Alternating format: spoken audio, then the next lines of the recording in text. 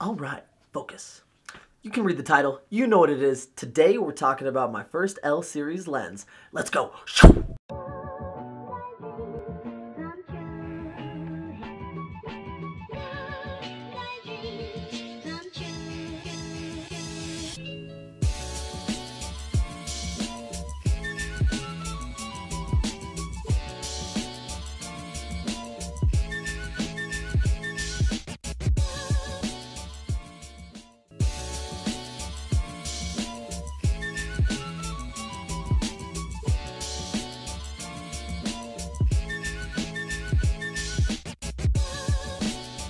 What's going on, guys? Anthony Isaac here. Thank you so much for tuning into today's channel.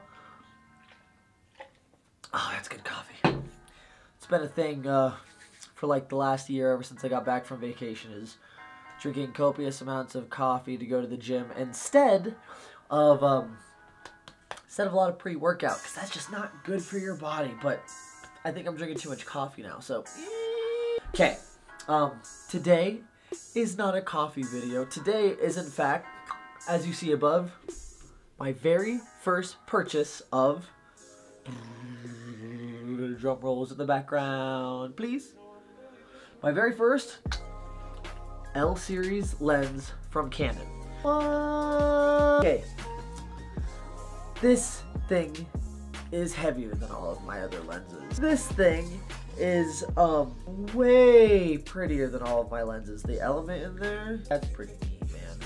Like, I don't know about you, but pretty into that. The element is bigger. I'm definitely gonna have to get a filter on this guy right away. It is the Canon 100mm macro L series lens. Now, why in the hell, a lot of you are saying, would you buy a macro lens for your first quality, like, expensive glass? A lot of photographers and cinematographers, I'm sure, are looking at me and they're like, what?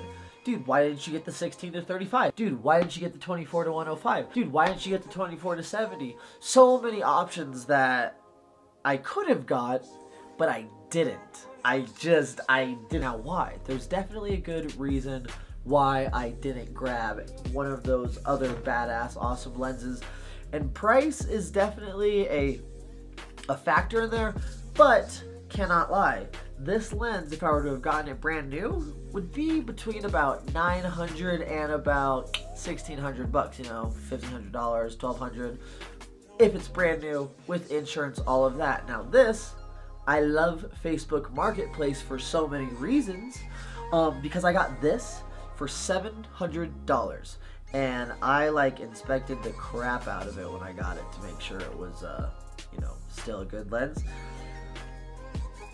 I have some things to say about it, but I do, for the most part, love it. Now, I bought this guy because for my line of work, what I primarily do at the moment, besides YouTube videos and landscapes and nature things, is product photography, is really what I get paid for right now.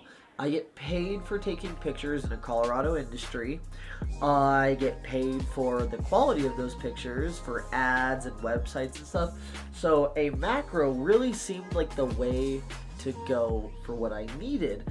And a 100mm macro, I thought, was going to be a very specific lens as well, right? It's like, hey, it says macro on it right there, man. Like, ugh. Like, why would you get it for anything else? It's literally just a macro lens. I decided to dive into like 3 hours of YouTube videos and reviews on this. And not gonna lie, most of the videos on this lens are about 5-6 years old. So this is an older lens, for sure. First year mine, absolutely. But I do have to say that there were some recent ones, just a few, and they all just boasted the quality of the lens still. One of my favorite YouTubers, Peter McKinnon, has even used this with his 1DX to do like B-roll of really cool things. So I was like, oh, I could do that. So next time you guys see a B-roll sequence from me, maybe not this video, but another one, it's probably going to be with this. I might even just like do a trial run, because you guys have seen one of my old B-roll videos. It's with a freaking a Note 9, and I mean, I like that video, but if I could use a real camera with a real macro lens and like do some really cool stuff, oh man, oh, I'm just getting ideas right now. Okay, but like I was saying, apparently this guy has uses aside from taking itty bitty teeny tiny pictures, and apparently I could be taking some really cool portraits with a lot of detail and quality, and I decided that maybe today I should go do that. So I think I'm gonna go take some pictures of like my dog and stuff and see what his beautiful pupper face is gonna look like. I also have got to get some stuff done, so I think I'm gonna go take care of that. I will be right back. Just stay here and hang out for a little bit. 2 hours later. Okay, I'm back. Ooh, that was, I am thoroughly impressed. Now, I decided to take a couple of pictures of a couple of things, just because I really wanted to, you know, get some samples for you. I hate my hair. That is one thing that I'm always struggling with, is why, oh why, is my hair always messed up? Don't know. I don't know. Okay, so number one is gonna be this guy right here. This teeny tiny little red notebook that I have. And the notebook isn't all that small, but it's the little grooves and the little details in that fake leather on there that I wanted to experiment with. And as you can see, these are right out of the camera. I have not played with them. I have not adjusted them in Lightroom at all. These are just straight out of the 80D from the 100mm right onto my screen, boom. So it's really clean. It has a kind of shallow depth of field in some spots, as you can see, but I like how I'm in there, and those shots look clean, like very open. It was just with basic sunlight, so it's not even crazy controlled lighting or anything, but I would say that I'm gonna have to give those ones right there a thumbs up. And next is, my pupper's face. My dog was not impressed with me like getting up in his face with my giant camera, so he was not like looking the happiest dog in the world. But as you can see, it just, all those details like on his hair from his freaking face and his little whiskery things, like, oh my gosh, my dog, his name is Midnight, by the way, in case you were asking. He's beautiful. He is one of the loves of my puppering life. And then one of my last shots that I have is also of the dog, and bam, look at his eyes, dude. Like, we kinda, like, do we not have the same eyes? Brown eyes, brown eyes, brown eyes. His are way, way more beautiful though. And it just shows that this macro does good work, man. It gets the details, and I don't just have to work on product things. So shit, I'm going to need to start taking portraits of this guy with like some subjects and stuff. So hit me up, let's save some cool pictures and stuff like that. Now, the one last picture I wanted to show you, and this is not ballin' or flexing or anything, but look at the details in that $50 bill, like the grooves and like that edge work right there, and like, I don't remember what president this is. Fuck.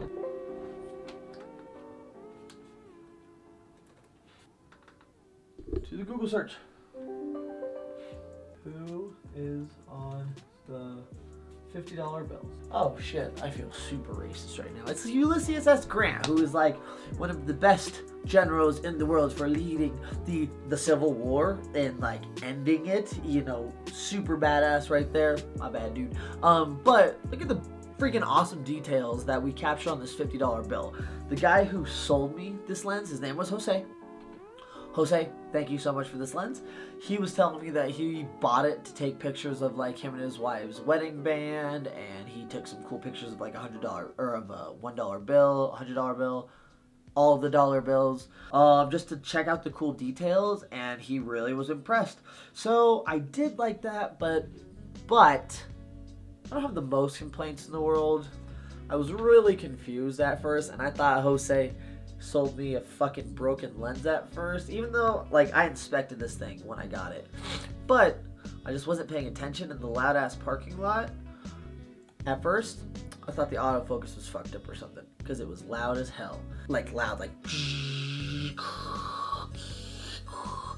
I realized, though, it was just the stabilizer stabilizing the shot while I'm moving the camera everywhere, and I was like, oh, that doesn't sound good. That sounds like kind of bad. At first I thought it was just like the autofocus hunting all over the place, so it was like, and I was like, no, it's stable, it's there, it's holding a shot. Why is it still making that noise? And then I turned the stabilizer off and the noise was gone, but so was the quality of the shot.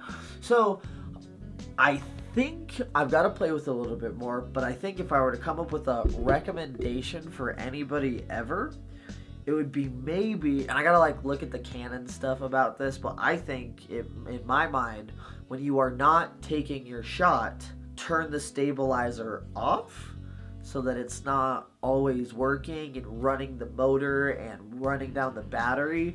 And then when you're ready to shoot whatever you're shooting, flick your stabilizer on, let it adjust and do its thing for a minute, capture your images.